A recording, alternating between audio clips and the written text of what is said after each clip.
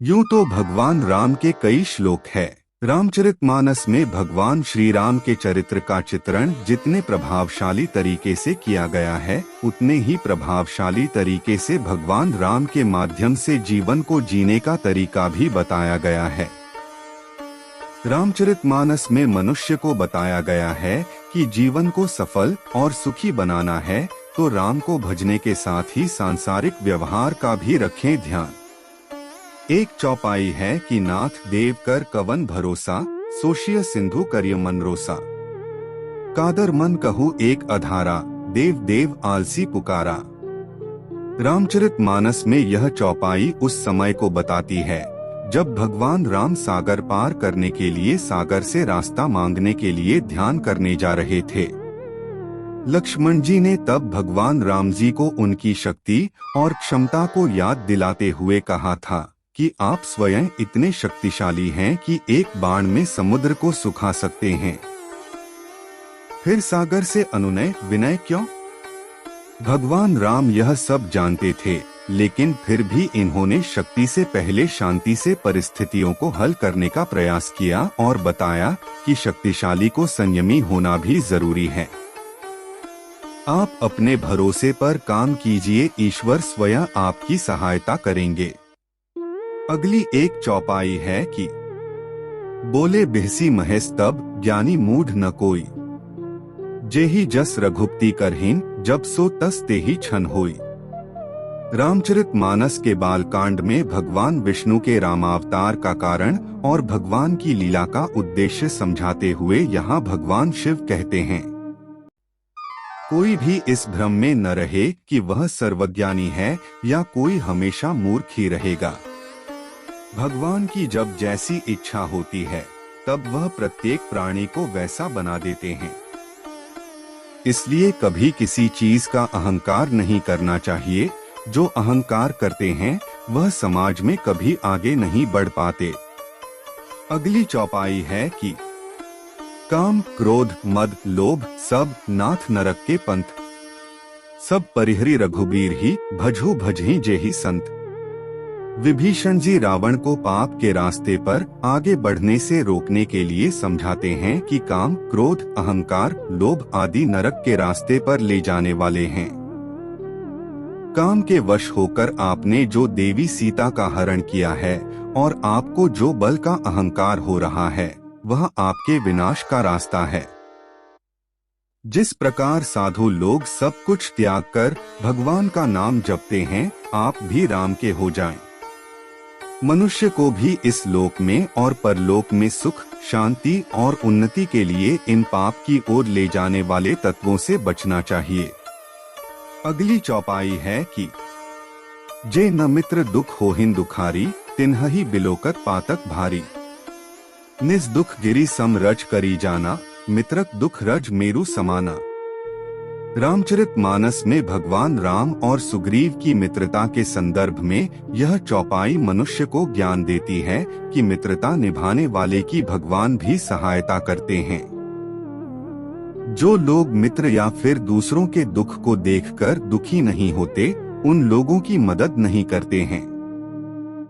ऐसे लोगों को देखने से भी पाप लग जाता है।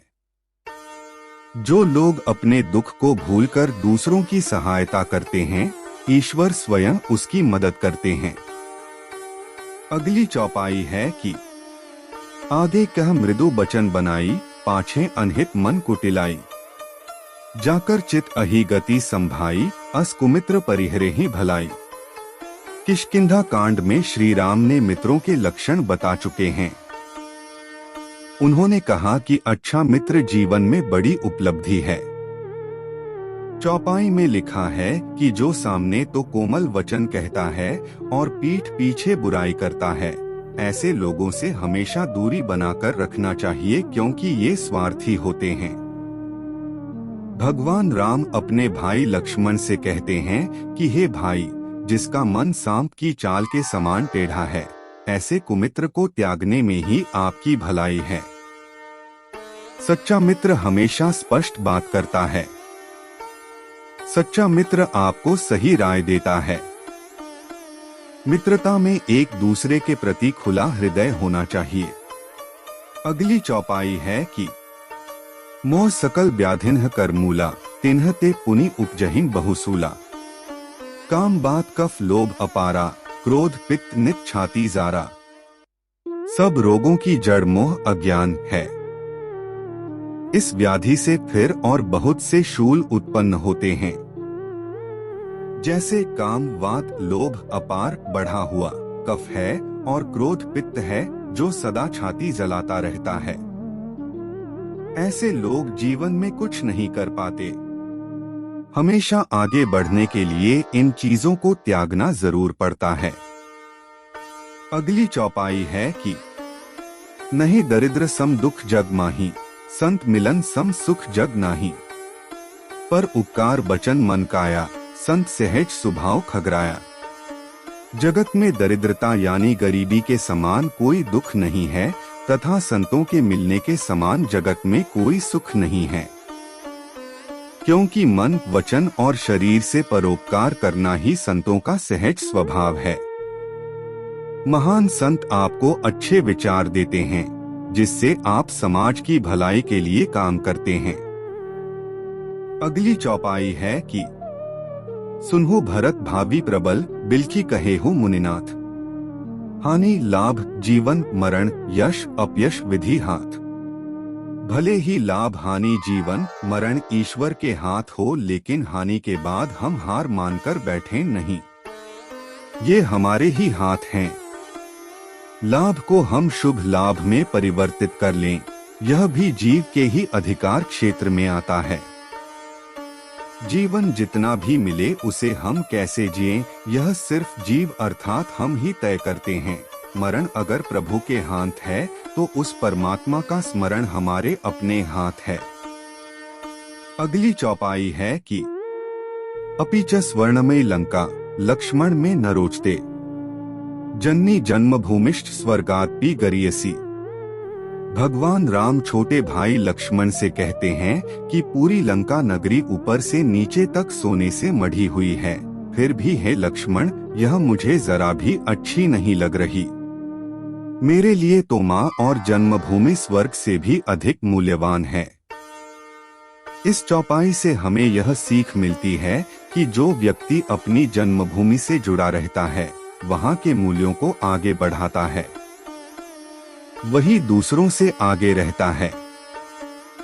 दोस्तों, रामायण में भगवान राम ने बहुत सी ऐसी बातों का उल्लेख किया है जिन्हें सुनकर आप सभी के सारे रास्ते एकाएक खुल जाएंगे। अगर वीडियो पसंद आए तो हमारे चैनल को सब्सक्राइब जरूर करें। धन्यवाद।